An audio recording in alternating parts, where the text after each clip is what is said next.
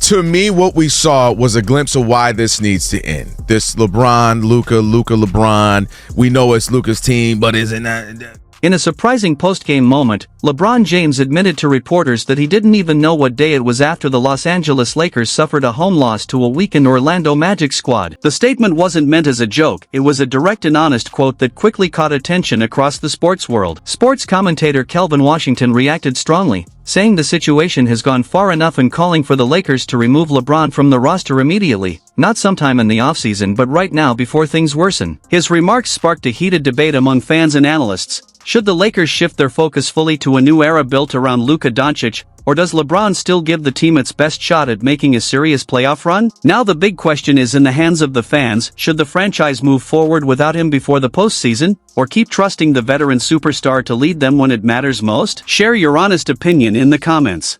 Has 5 to get it in. Luka with 5 seconds. Luka, LeBron for the win! And Orlando's gonna sneak out of here with a victory! The moment that truly defined this Los Angeles Lakers loss started with a post-game exchange that quickly caught everyone's attention. A reporter asked LeBron James to evaluate where the team stands and how they've progressed over the past 3 weeks. His response was unexpected. LeBron said that when he woke up that morning, he didn't even know what day it was, and added that the reporter might be asking the wrong person about the team's performance during that stretch. The comment left many people stunned. After all, this is a player with 4 championships and more than 2 decades in the league, someone widely regarded as one of the smartest minds and strongest leaders the NBA has ever seen. Yet following a home loss to the Orlando Magic, a game in which Orlando was missing 2 starters, the veteran star seemed distant from the conversation about his own team's recent form, even suggesting the reporter might want to ask someone else instead. Because I think in his subconscious, he is so used to being alpha. He's so used to being, we saw it. It's not like we're new to this. We saw what he did in Dallas for 5 years, 6 years. Dominant, taking shots, big shots, all that. And I think there was a part of him that just simply, even if it was a 5% of his brain that pump faked, like, LeBron, what would he? And he just gives it to LeBron. And LeBron, like, you're wide open. And it was almost kind of a reverse Spider-Man situation where, like, sure. Wait, you, because there's been times where we all thought, well, LeBron, you can shoot that. Why didn't you shoot that? You overthought that. And then Luka had a LeBron like, I overthought that moment. And a part of it to me is just a microcosm or an example of why this just isn't gonna work. For many critics, that response didn't sound like a player simply dealing with a rough night. It felt like a veteran star struggling to find answers. At 41 years old, LeBron James appeared frustrated and distant after the loss, and that reaction fueled strong opinions from analysts. Sports commentator Kelvin Washington didn't hold back, arguing publicly that the Los Angeles Lakers should seriously consider moving on from LeBron rather than simply managing his minutes or giving him rest. In his view, the team risks hurting a potential championship opportunity if it continues to revolve around a veteran who may no longer be able to carry the same load. Washington believes the franchise should instead build fully around Luka Doncic, whom many consider one of the most naturally gifted offensive players in basketball today, and shift the focus toward a new era before that window begins to close. Another thing that we saw, Rob G, if you're into the mouth reading thing and all that, Luka said after the game, after it happened, on the sidelines right after the play, kind of talking to his teammates, he said, LeBron told me to pass the ball, so I passed the ball. Kind of like, if you remember, of course, you went to Michigan, you remember the timeout, and Chris Webber's like, y'all telling me to call timeout.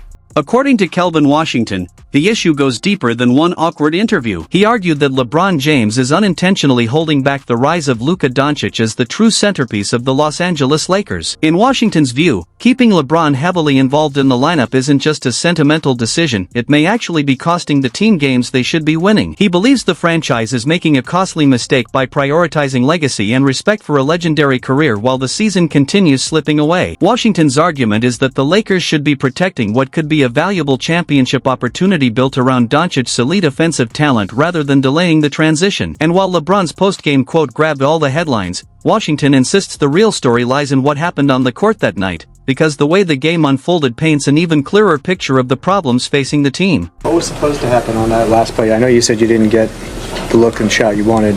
No, we executed. Like I said, I feel like I'm not sure. I mean, obviously you have to ask Luka what he saw on that, but I thought he had a good look, and it looked like he kind of just lost his balance, didn't have a rhythm with the ball, whatever the case may be, and it kind of allowed him to get back in front of him.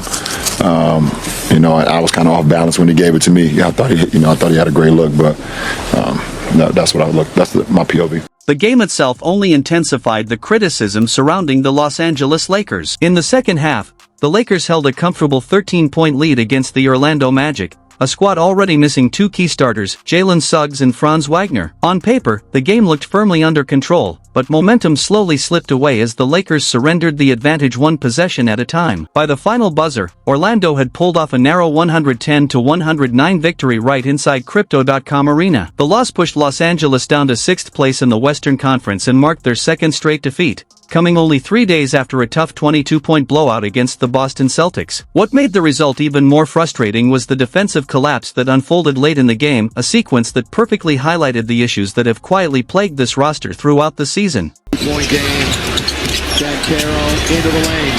Bane open three. Bane knocks down a three. The turning point came late in the game and perfectly illustrated the defensive issues surrounding the Los Angeles Lakers. Desmond Bane had been completely off from long range, missing all 5 of his 3-point attempts through the first 3 quarters. He looked out of rhythm, the kind of shooter you normally expect to stay quiet all night, yet he's also the type of player you can never leave open when the game is on the line. Once Bane catches his rhythm, he becomes one of the league's most dangerous perimeter scorers, and everyone in the arena understood that reality. Still, with just 34.6 seconds left and the Orlando Magic trailing by 1, LeBron James took a defensive gamble, drifting away from his assignment and leaving Bane alone beyond the arc. The result was immediate. Bane calmly buried the go-ahead 3, flipping the score and giving Orlando the lead. Watching the play unfold, James Worthy, a 3-time champion from the legendary Lakers era coached by Pat Riley, didn't soften his assessment. From his perspective, the mistake was clear and costly, saying LeBron simply got suckered in, a blunt evaluation coming from a franchise icon who knows exactly what championship-level defense is supposed to look like.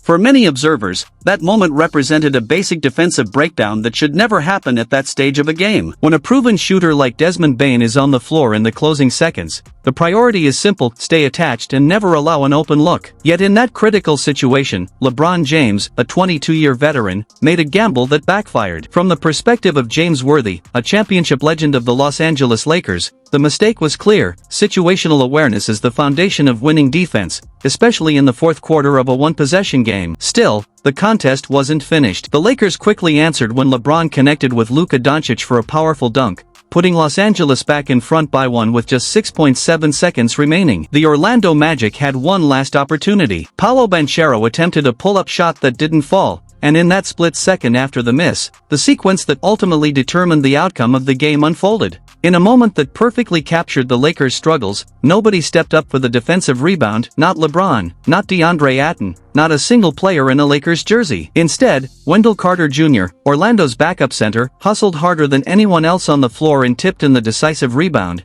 giving the Magic the lead in the final seconds and sealing the game. Orlando dominated the boards, out-rebounding the Lakers 47-39, pulling down 13 offensive rebounds that turned into 15 second-chance points and a nail-biter, and outscoring Los Angeles 58-50 in the paint against a roster that collectively earns more than any team in NBA history. The truth was brutal. The winning play came because the home team simply didn't want it enough. JJ Redick summed up the loss perfectly, calling it deflating, not just disappointing, but like air slowly leaking out until the whole thing collapses. After 57 games, he still admitted in a press conference that the team hasn't yet found its identity, holding on to the hope that eventually they will. Thanksgiving was 3 months ago. Phil Jackson knew his team's identity by then. JJ Redick is still waiting, and the reason is glaring every night, sitting in the lineup and taking up space and usage that should belong to the team's true franchise player. The final play perfectly captured every flaw this Lakers team has been carrying all season. With 6.7 seconds left, Luka Doncic caught the inbound on the left wing, wide open for a 3 that would have won the game. Instead of letting it fly, he hesitated, dribbled, and then got doubled by Banchero and Anthony Black. Forced to pass, he found LeBron James in the corner, tightly guarded by Jonathan Isaac. LeBron launched a contested, off-balance fadeaway 3 at the buzzer, rim kissed, ball bounced away, and the game ended. Lakers lose. But the story didn't stop there. In the post-game press conference, LeBron dissected the final possession, mentioning Luka's name, his balance, and his choices 4 times in just 3 sentences, turning what should have been reflection into a subtle blame game and leaving fans shaking their heads. LeBron James critiqued Luka Doncic's final shot but never admitted his own mistakes, while Luka quietly took responsibility, saying, "That is on me." At 25, Luka carries a 6th-place Western Conference team, averaging 32.8 points, 7.8 rebounds, and 8.6 assists, while the Lakers struggle around LeBron. Without him, the team thrived, With him, the offense drops. Young stars like Paolo Banchero lead by example, and even a short-handed Magic outworked the Lakers. With 25 games left and crucial matchups ahead, the question is clear: is LeBron holding this team back? Luka took responsibility. The franchise must now decide. If you want more hot NBA takes, hit subscribe and don't miss the next video.